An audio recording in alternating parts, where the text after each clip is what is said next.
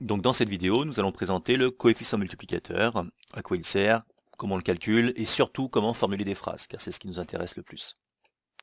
Alors un coefficient multiplicateur est utilisé en fait pour mesurer une grandeur comparativement à une autre, généralement quand les écarts sont plutôt importants d'ailleurs, sinon on utilisera un autre outil mathématique. Comment calculer un coefficient multiplicateur? Donc il nous faut deux valeurs, que l'on va appeler valeur de départ et valeur d'arrivée. C'est une simple division, valeur d'arrivée divisée par la valeur de départ. À noter que un coefficient multiplicateur ne comporte aucune unité. On va prendre des exemples, c'est toujours beaucoup plus simple qu'une simple formule mathématique.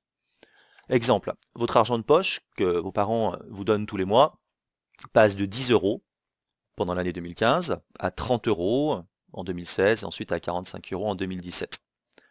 Alors si l'on doit calculer l'évolution donc de votre argent de poche, on peut par exemple utiliser un coefficient multiplicateur.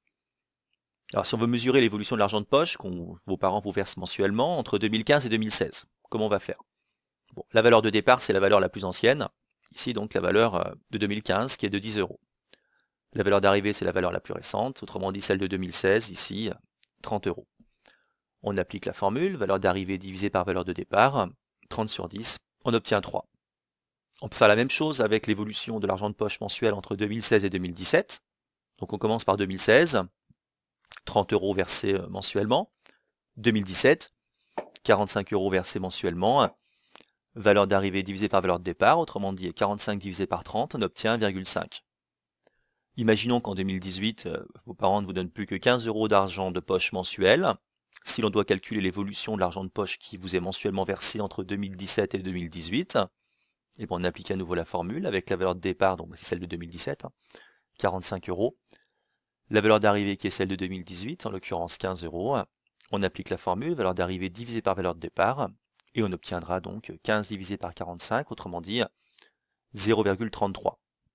Bon, un coefficient multiplicateur sert à comparer également des valeurs entre elles, mais pas nécessairement des valeurs qui ont une évolution dans le temps. Autrement dit, si quelqu'un a 10 € en poche, quelqu'un d'autre a 30 € en poche, on peut dire que le deuxième a 3 fois plus d'argent que le premier. Vous voyez que c'est pas nécessairement en fait une dimension temporelle.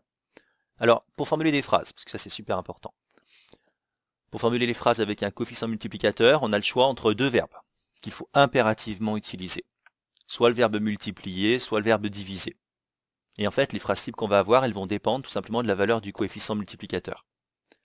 Bon, déjà, vous avez dû remarquer que si le coefficient multiplicateur est égal à 1, ça veut dire que dans la formule, le numérateur, donc en haut, est égal au dénominateur en bas. Autrement dit, il ne se passe rien. Ça veut dire que la variable ne bouge pas. Elles sont identiques en fait.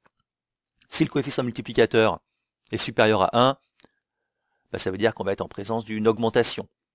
Ou alors que, effectivement, il y a quelque chose qui est supérieur à autre chose. Le numérateur est supérieur au dénominateur. Donc si vous devez faire une phrase avec, parce que c'est ce qui nous intéresse dans le cadre des SES, la formulation de la phrase sera la suivante. Entre l'année de départ et l'année d'arrivée, dans tel pays, la variable, donc ça peut être le revenu disponible, le PIB, etc., a été multiplié par x, x étant le coefficient multiplicateur. Si le coefficient multiplicateur est inférieur à 1, ça veut dire donc que nous sommes en présence d'une diminution. Alors là, il y a juste une petite subtilité en fait au niveau de la formulation. Donc déjà, au lieu d'utiliser le verbe multiplier, on va utiliser le verbe diviser. Et ensuite, on va faire un petit calcul qui permettra d'avoir une phrase qui soit cohérente. On commencera de la même manière, entre l'année de départ et l'année d'arrivée dans tel pays. La variable a été donc divisée, mais là on ne mettra pas effectivement le coefficient multiplicateur, on va mettre en fait son inverse. On va faire quelques petites phrases avec l'exemple précédent pour que vous compreniez plus aisément. Alors, je reprends l'argent de poche. Donc on a dit qu'il passait de 10 € mensuellement en 2015 à 30 en 2016 à 45 en 2017. D'ailleurs, après, il retombait même à 15 € en 2018. Alors, entre 2015 et 2016, on avait obtenu 3, ce qui signifie que le montant de l'argent de poche mensuel a été multiplié par 3.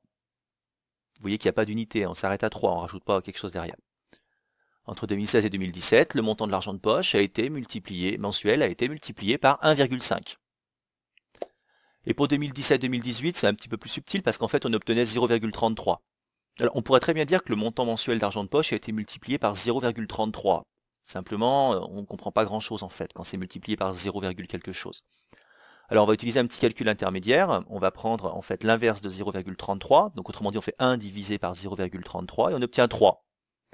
Et là, on peut faire notre phrase. Entre 2017 et 2018, le montant d'argent de poche mensuel a donc été divisé par 3, tout simplement.